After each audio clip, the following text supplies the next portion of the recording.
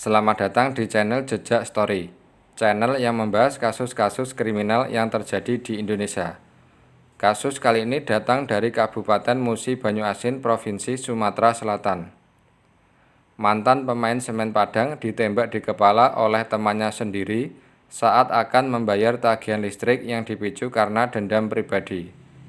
Bagaimana ceritanya? Tonton terus video ini sampai selesai. Diceritakan dalam kasus ini, Angga Murina Pratama berusia 36 tahun, warga Kampung 4, Kelurahan Soak Baru, Kecamatan Sekayu, Kabupaten Musi Banyuasin, Provinsi Sumatera Selatan. Angga dikenal sebagai mantan pemain sepak bola berbakat, yang sebelumnya ia pernah bergabung dengan beberapa klub sepak bola profesional seperti Semen Padang FC, Persimuba, dan PS Bangka. Angga merupakan alumni Sekayu Youth Soccer Academy Musi Banyuasin Angkatan Pertama. Setelah pensiun, Angga aktif sebagai pelatih dan cukup dikenal di kalangan pecinta sepak bola lokal. Di mata teman-temannya, Angga dikenal sebagai pribadi yang baik dan tak pernah membuat masalah. Kasus pembunuhan ini berawal pada Kamis 21 November 2024 sekitar pukul 8:50 waktu Indonesia Barat. Saat itu Angga mendatangi loket Payment Point Online Bank Mitra PLN di Jalan Kopral Hanafiah RT 13 RW 2, Kelurahan Serasan Jaya, Kecamatan Sekayu, Kabupaten Musi Banyuasin, untuk membayar tagihan listrik. Angga datang mengendarai sepeda motor Suzuki Smash warna hitam tanpa plat nomor.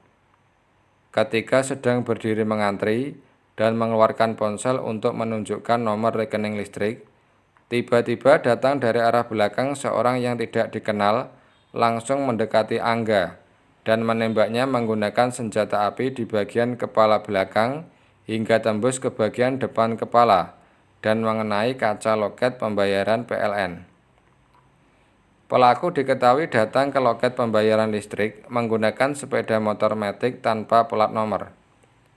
Pelaku sudah membuntuti Angga dengan menggunakan helm berkaca tertutup sebelum kejadian penembakan.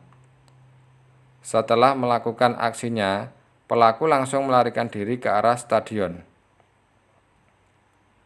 Kejadian ini membuat heboh warga sekitar karena suasana pagi cukup sepi. Kemudian warga langsung melaporkan kejadian tersebut ke Polsek Sekayu. Setelah mendapatkan laporan aksi penembakan tersebut, anggota Polsek Sekayu dan Polres Musi Banyuasin langsung mengamankan tempat kejadian perkara serta memasang polis lain.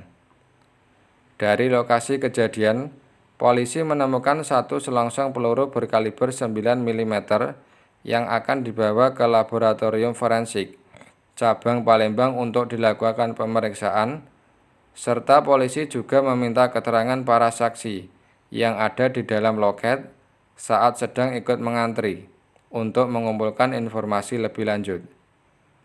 Angga meninggal dunia dengan luka parah di kepala. Tubuh Angga bersimbah darah tergeletak di lantai dekat loket PLN Sekayu. Angga mengenakan celana jeans hitam dan kaos hitam. Tampak pula 4 lembar uang Rp100.000 dan 1 lembar uang Rp10.000 berceceran di samping kiri tubuh Angga. Darah Angga juga tampak memenuhi loket pelayanan PLN Sekayu.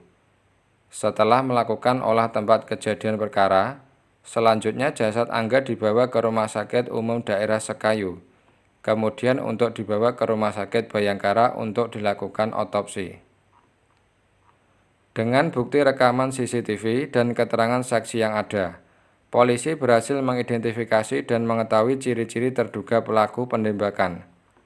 Pada Kamis 21 November 2024, sekitar pukul 13:15 waktu Indonesia Barat, polisi mengetahui keberadaan pelaku ada di sekitar lapangan gelanggang remaja atau lapangan Setier Sekayu.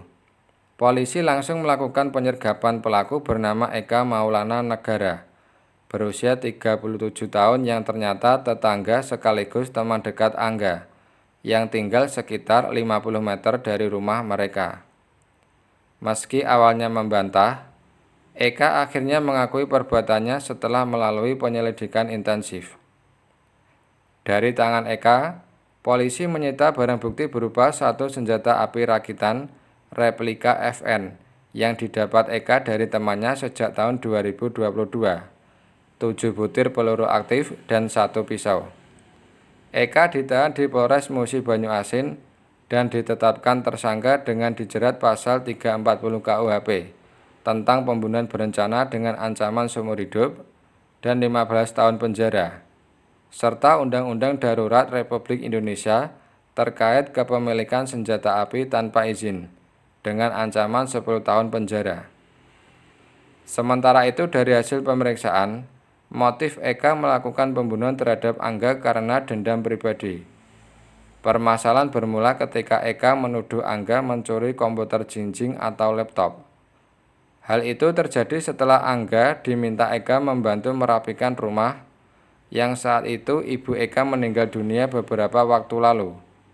Akan tetapi, Angga tidak mengakui tuduhan itu dan tidak terbukti mencuri setelah 4 kali diperiksa kepolisian.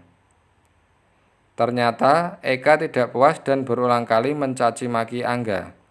Eka pernah menabrak Angga menggunakan mobil Pajero berwarna hitam. Atas perbuatan itu, Angga melaporkan Eka ke kepolisian dan Eka sempat menjalani persidangan tetapi tidak ditahan. Demikian pembahasan kasus kali ini. Apabila ada informasi kurang lengkap, bisa kalian tambahkan di kolom komentar. Terima kasih sudah menonton dan sampai jumpa di video selanjutnya.